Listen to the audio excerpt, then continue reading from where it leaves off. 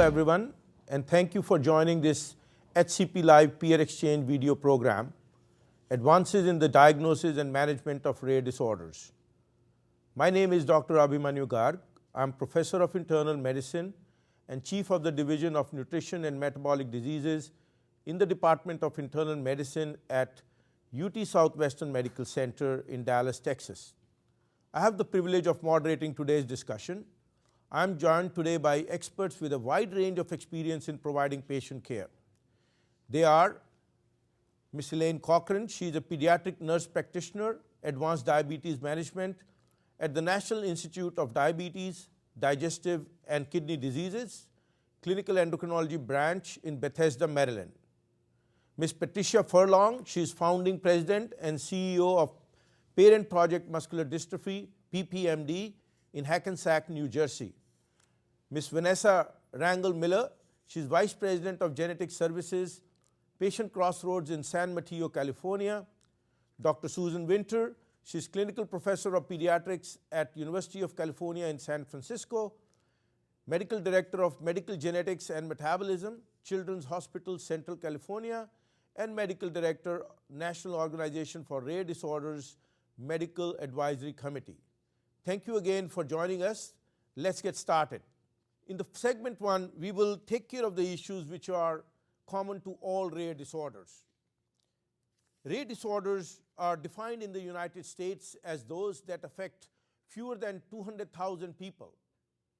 According to the National Institutes of Health, there are approximately 6,800 distinct known rare diseases, mostly genetic in origin and affecting close to 30 million individuals. That makes it nearly 1 in 10 Americans. A recent survey found that it takes on average more than 7 years for a patient in the United States to receive an accurate diagnosis. Inevitably, the physical, psychological, and financial tolls on a patient and their caregiver are enormous, and much of it can be avoided with better awareness and education about identifying rare disease. This segment, therefore, will focus on the challenges which are common to all rare disorders, which include improved public and professional awareness of these conditions, timely diagnosis, coordination between primary care practitioners and specialist centers, advances in safe and effective treatment for these disorders, and more rapid and efficient transfer and accumulation of clinical data, and accelerated review and approval of new medications. There is a need for better coordination between various national and international entities, including national health ministries, regulators, research institutes, medical professional societies, third-party payers, database managers, for example, patient registries, charitable organizations, and patient advocacy groups. Developments in all these areas necessitate political activity on several fronts. So let me ask my panelists, what recent encouraging developments have you seen in the early detection of rare disorders in general, in your specialty in particular? Dr. Winter? Sure. Thank you for letting me lead in.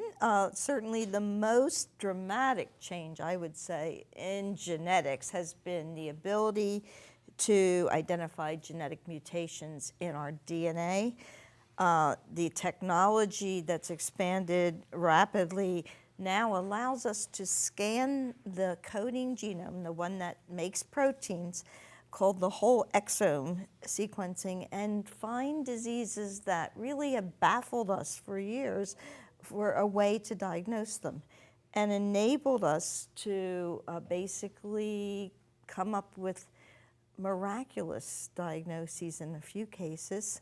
One example, actually recently I had a child, 6-year-old child, and it really does show that it takes years to get a diagnosis, because for the first 6 years of life, he was weak, he was, had no muscle strength, he was hypotonic, he couldn't move on his own, he couldn't walk, in a wheelchair. I was first seeing him when he was a newborn. We did chromosome studies at that time and other kinds of biochemical studies. Nothing gave us a diagnosis. Then the next thing we went after was a muscle biopsy. We thought we could diagnose him that way. Again, the muscle biopsy was nonspecific and not very helpful. Finally, whole exome sequencing, just 3 months ago, revealed that he had a disease, a mutation in a gene called DOX7. I knew nothing about it when I got the results. Looked it up, and there was a paper from several years earlier about treatment with a compound we all have access to, ephedrine. And the change has been dramatic. This little boy is now walking. Wonderful. He ran across my clinic floor, just for the first time. He's playing, and Mom said the nicest thing is he can now fight back. For the first time in his life, he doesn't just sit and watch. He's actually living again. This is an example of how technology is changing lives. So certainly, all these next generation sequencing has provided ways to find disease-causing variants in people, but they have also, what you're telling me is that diseases which we would say undiagnosed diseases, let's say 10 years ago, now have been put on a platform that we know exactly what is causing these diseases, and Exactly. if there are certain therapeutics available in that area that we can utilize them much earlier than we would be able to do before. Exactly. Vanessa, you like to say something? Absolutely. Just to follow on with what Dr. Winter had said, as we're able to make those earlier diagnoses because of technological advances, we're also seeing improved outcomes. We're seeing that earlier intervention, whether it be therapies or the pharmaceutical interventions, can lead to much more improved outcomes. And the earlier we can make a diagnosis in a person, the better outcomes we'll have from those interventions. Right. And not only that, we can then offer the family genetic counseling. We can tell them recurrence risks. We can answer the questions.